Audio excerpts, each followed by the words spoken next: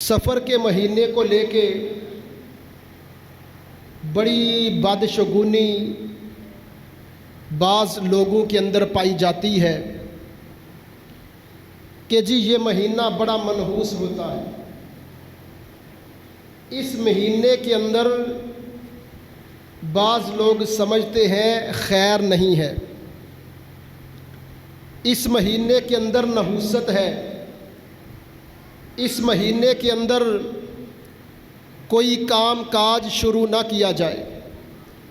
اس مہینے کے اندر اپنی بیٹی اور بیٹے کا رشتہ نہ کیا جائے، اس مہینے کے اندر شادی نہ کی جائے،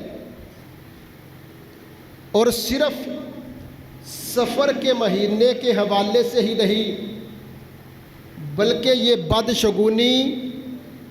جب ہمارے ایمان کو کمزور کرتی ہے تو پھر کبھی ہم کہتے ہیں فلاں عورت بڑی منحوس ہے، کبھی ہم کہتے ہیں کہ فلاں دکان بڑی منحوس ہے، کبھی ہم کہتے ہیں فلاں کاروبار بڑا منحوس ہے، کبھی ہم کہتے ہیں یہ زمانہ ہی منحوس ہے، کبھی کوئی کہتا ہے یہ وقت ہی برا ہے۔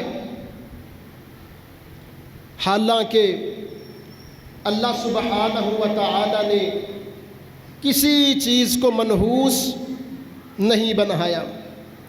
کوئی چیز منحوس نہیں ہے، کوئی وقت، کوئی لمحہ، کوئی دن، کوئی رات،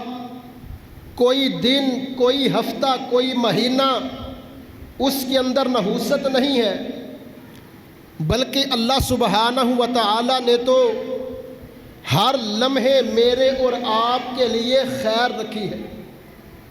اللہ نے تو خیر کو بانٹا ہے۔ یہ برے الفاظ،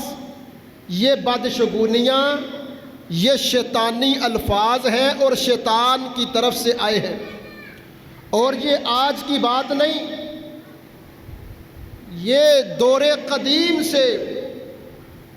دور جاہلیت سے یہ الفاظ چلتے آ رہے ہیں۔ اسی لیے تو قرآن مجید فرقان حمید میں مالک کائنات، خالق ارض و سما، رب رحمان، علی کل شیء قدیر، علیم بذات الصدور، یعلم ما فی السماوات و ما فی الارض، وہ رب رحمان، وہ رب قدیر، وہ رب رحمان، وہ رب رحیم میری اور آپ کی ذہن سازی کرتے ہیں، مجھے اور آپ کو اللہ یہ عقیدہ دیتے ہیں ان یمسسک اللہ بضر فلا کاشف لہ الا ھو وان یردک بخیر فلا راد لفضلہ۔ اے کائنات کے لوگوں، ان یمسسک اللہ بضر، اگر آسمانوں کا رب، اگر زمینوں کا مالک، اگر تمہارا خالق، اگر تمہارا پروردگار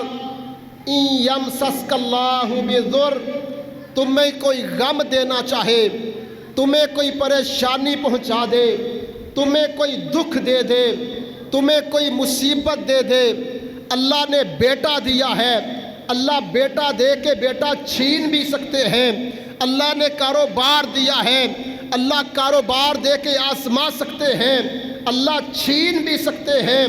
ان یمسسک اللہ بضر، اللہ نے بدن کے اندر کوئی بیماری لگا دی ہے،